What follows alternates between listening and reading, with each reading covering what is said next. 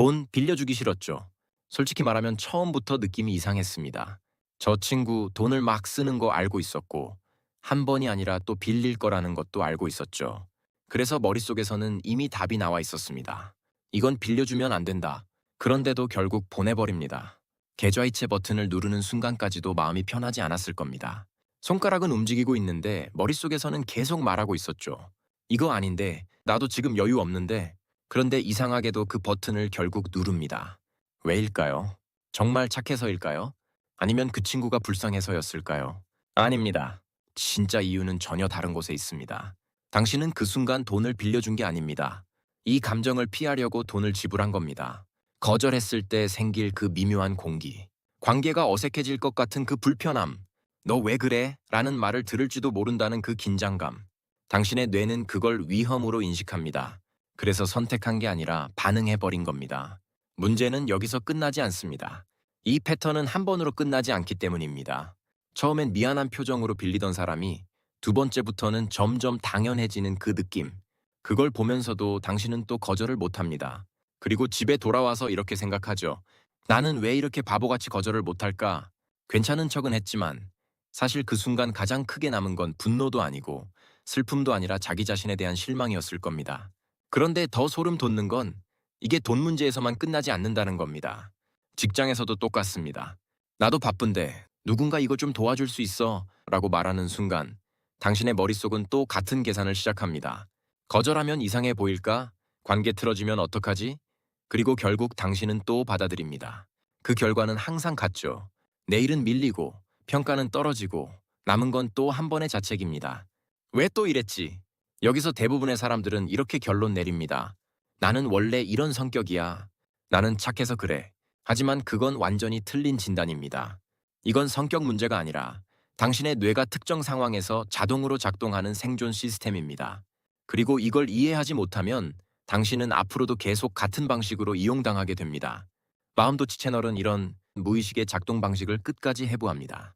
구독해 두시면 당신을 무너뜨리는 패턴을 하나씩 끊어낼 수 있습니다. 이제 왜 당신이 거절을 못하는 사람이 된 건지 그 진짜 메커니즘을 정확하게 보여드리겠습니다. 사람들은 이렇게 생각합니다. 나는 착해서 거절을 못한다. 나는 남을 배려하는 성격이다. 하지만 심리학적으로 보면 이건 완전히 다른 이야기입니다. 당신이 거절을 못하는 이유는 착함이 아니라 공포 회피 시스템 때문입니다. 조금 더 정확하게 말해보죠. 누군가가 당신에게 부탁을 하는 순간 당신의 뇌에서는 생각보다 다양한 일이 벌어집니다. 먼저 편도체가 반응합니다. 편도체는 위험을 감지하는 경보 시스템입니다. 문제는 이 시스템이 물리적 위협뿐만 아니라 사회적 거절 상황도 동일한 위험으로 처리한다는 점입니다.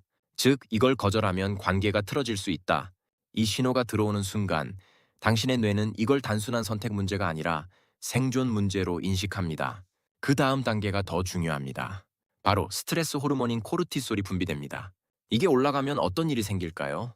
전두엽 기능이 떨어집니다. 전두엽은 판단하고 거절하고 선을 긋는 핵심 영역입니다.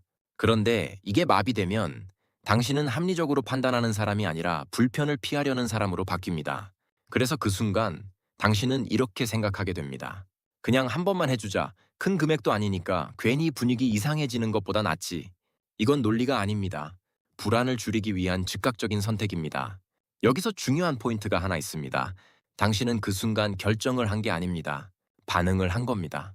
선택에는 대안 비교와 의지가 들어갑니다. 하지만 반응은 다릅니다. 이미 뇌에서 결론이 내려진 상태입니다. 그래서 당신은 거절을 못한 게 아니라 거절할 수 없는 상태였던 겁니다. 이걸 이해하지 못하면 사람들은 계속 자기 자신을 탓합니다. 나는 왜 이렇게 의지가 약할까? 왜 나는 매번 당할까? 하지만 문제는 의지가 아니라 신경계의 작동 방식입니다. 그리고 이게 무서운 이유는 여기서 끝나지 않기 때문입니다. 이 반응이 한번 반복되면 상대방의 행동도 같이 바뀌기 시작합니다. 처음에는 미안한 표정으로 부탁하던 사람이 왜 점점 당연한 듯이 요구하게 되는 걸까요? 그건 단순한 인성 문제가 아니라 당신이 만든 학습 신호 때문입니다. 이제부터 그 부분을 정확하게 짚어보겠습니다. 당신이 한번 거절을 못했을 때 그건 단순히 한 번 도와준 사건으로 끝나지 않습니다. 그 순간 상대의 뇌에서는 하나의 학습이 완료됩니다. 심리학에서는 이걸 강화학습이라고 부릅니다. 조금 쉽게 풀어보죠. 상대 입장에서 보면 이렇습니다. 돈을 빌려달라고 했더니 처음에는 미안한 표정으로 부탁합니다. 그런데 결과는 당신이 들어줍니다. 이 순간 상대의 뇌는 이렇게 결론 내립니다. 아, 이 사람은 부탁하면 들어주는 사람이구나. 여기서 끝이 아닙니다. 두 번째부터는 전략이 바뀝니다. 왜냐하면 이미 성공 경험이 있기 때문입니다. 그래서 점점 미안함은 줄어들고 요구는 더 자연스러워집니다. 그리고 어느 순간부터는 이렇게 느껴지기 시작하죠. 이거 당연하게 생각하는 거 아니야? 맞습니다. 그건 당신이 느끼는 게 아니라 실제로 그렇게 된 겁니다. 이걸 심리학에서는 경계 침범, boundary violation이라고 합니다. 관계에는 원래 보이지 않는 선이 있습니다. 어디까지는 괜찮고 어디부터는 안 되는지. 그런데 당신이 그 선을 한번 넘겨주면 상대는 그걸 새로운 기준으로 받아들입니다. 즉, 당신의 양보가 상대의 기본값이 되는 겁니다. 그래서 이런 일이 벌어집니다. 친구는 계속 돈을 빌리고 직장에서는 당신에게 일이 계속 넘어옵니다. 중요한 건 사람이 바뀐 게 아닙니다. 기준이 바뀐 겁니다. 그리고 그 기준은 당신이 만든 겁니다. 여기서 많은 사람들이 가장 크게 착각하는 게 있습니다. 나는 좋은 사람이라서 손해본다. 아닙니다. 정확하게 말하면 좋은 사람이 아니라 기준이 없는 사람으로 인식된 겁니다. 이건 굉장히 냉정한 이야기지만 현실입니다. 사람은 선을 존중하지 않습니다. 선을 학습합니다.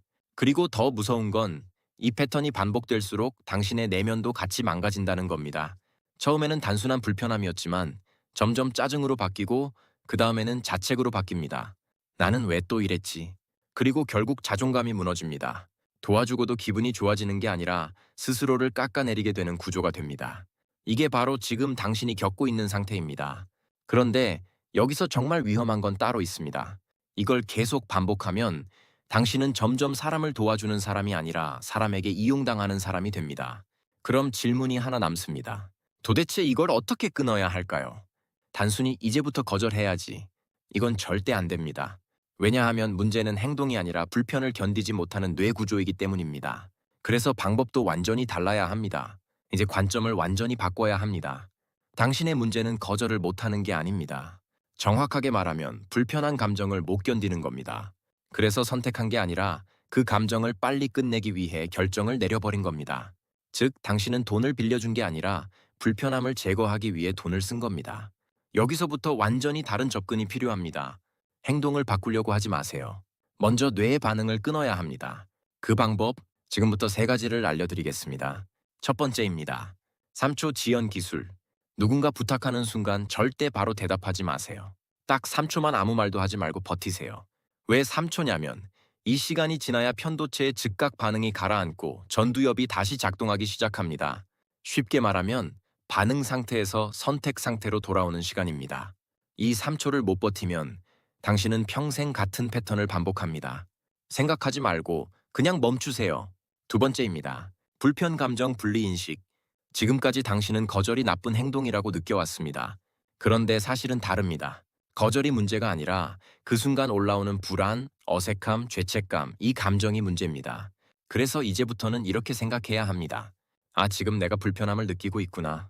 이렇게 감정을 분리해서 인식하세요. 중요한 건 이 감정은 위험 신호가 아니라 단순한 신경 반응이라는 겁니다. 비유를 하나 들어볼게요. 이건 마치 운동할 때 근육통이 오는 것과 같습니다. 아프다고 해서 운동이 잘못된 게 아니죠. 오히려 정상적인 반응입니다. 거절할 때 느끼는 불편함도 완전히 똑같습니다.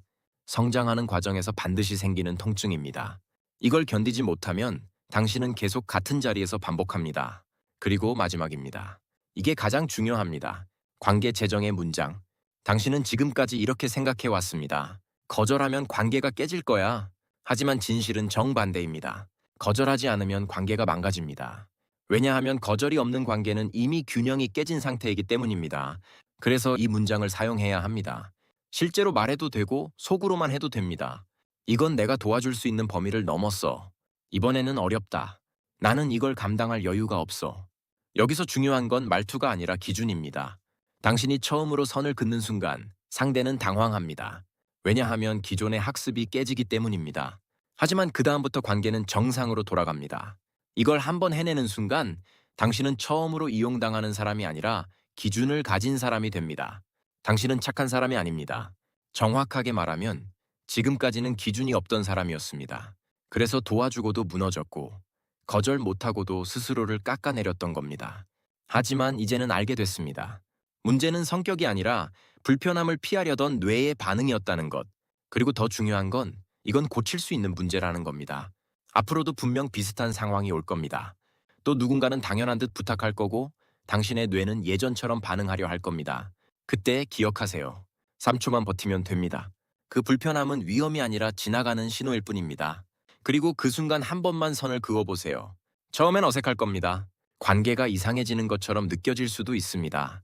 하지만 그건 망가지는 게 아니라 정상으로 돌아가는 과정입니다. 진짜 관계는 당신이 참아서 유지되는 게 아니라 서로의 기준이 존중될 때 유지됩니다. 이제 당신에게 하나만 요청하겠습니다. 오늘 집에 가서 거울을 보면서 이 문장을 한 번만 말해보세요. 나는 착한 사람이 아니라 기준이 있는 사람이다. 어색해도 괜찮습니다. 중요한 건 처음으로 스스로에게 그 기준을 허락하는 겁니다. 마음 도치는 이렇게 당신을 무너뜨리는 무의식의 패턴을 하나씩 끊어냅니다. 구독해 두시면 다음에는 사람이 아니라